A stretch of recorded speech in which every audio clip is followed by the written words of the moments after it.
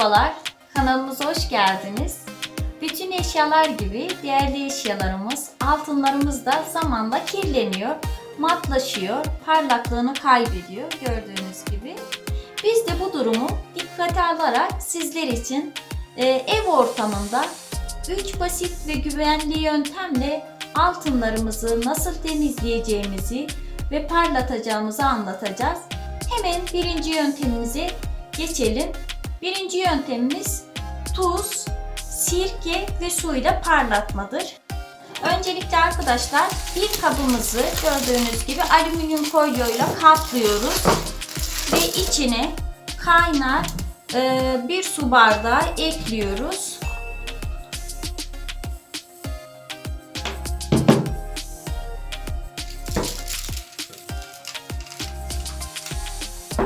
Bir yemek kaşığı tuz ekliyoruz. Yarım çay bardağı sirke ekliyoruz arkadaşlar.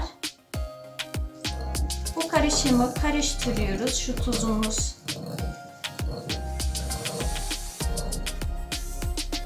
Arkadaşlar eriyene kadar tabii karıştırıyoruz. Gördüğünüz gibi tuzumuz eridi. Şimdi bunun içine parlatmak istediğimiz takılarımızı koyup 5 dakika bekliyoruz.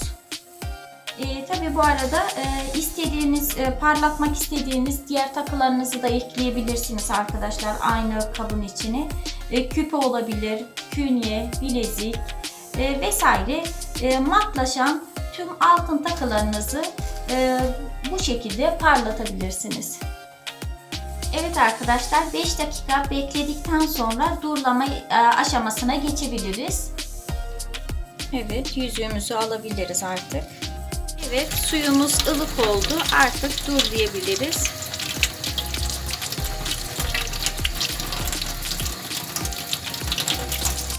Durlama işleminden sonra yumuşak bir peçete ile altınımızı kurulayabiliriz.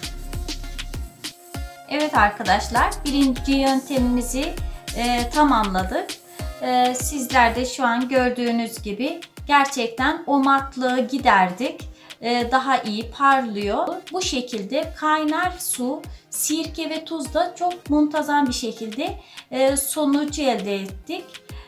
Şimdi ikinci yöntemimize geçebiliriz. Malzemelerimiz diş macunu. Herhangi bir diş macunu olabilir arkadaşlar. İkinci bir malzememiz ise yumuşak uçlu diş fırçası. Burada dikkat etmeniz gereken arkadaşlar yumuşak uçlu olması. Eğer sert uçlu ve orta sertlikte olursa altınınıza zarar verir. Bunun için buna dikkat ederseniz iyi olur. Şimdi hem bir nohut büyüklüğünde diş macunumuzu alıyoruz ve parlatmak istediğimiz altınımıza sürüyoruz arkadaşlar.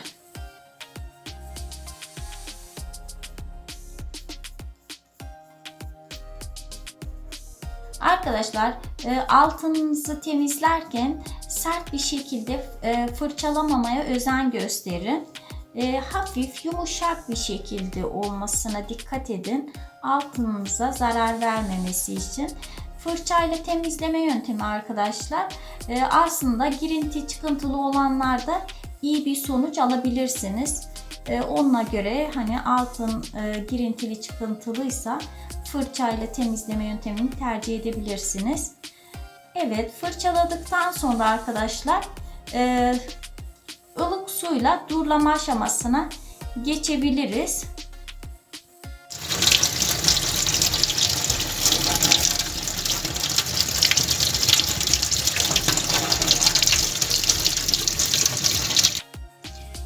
Şimdi yumuşak bir peçeteyle kurulamasını yapabiliriz.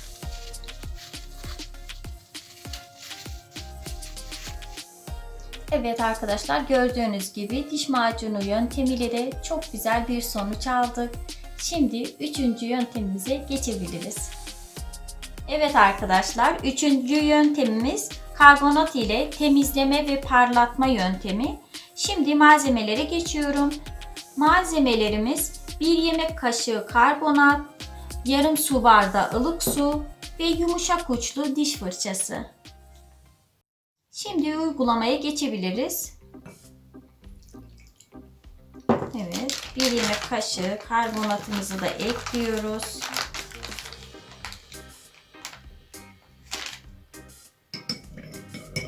Şöyle bir karıştırdıktan sonra parlatmak istediğimiz altınımızı içine koyuyoruz arkadaşlar. Ve 5 dakika beklemeye alıyoruz. Evet arkadaşlar, 5 dakika bekledikten sonra yumuşak uçlu diş fırçamızla şu şekilde ovuyoruz. Sert olmamak kaydıyla arkadaşlar, yoksa altınınıza zarar verirsiniz. Evet, bu şekilde hepsini olduktan sonra durlama işlemine geçebiliriz. Evet, ılık suyla durlama işlemini yapıyoruz arkadaşlar.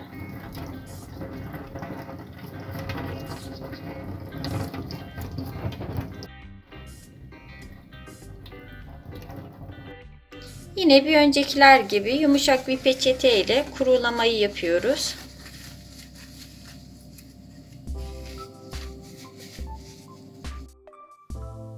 Evet arkadaşlar, evde altın temizleme ve parlatmanın 3 yöntemini de anlattık. Çok güzel sonuçlar elde ettik. İnşallah sizler de bu 3 yöntemden istifade edersiniz. Başka bir videomuzda buluşmak dileğiyle. Hoşça kalın.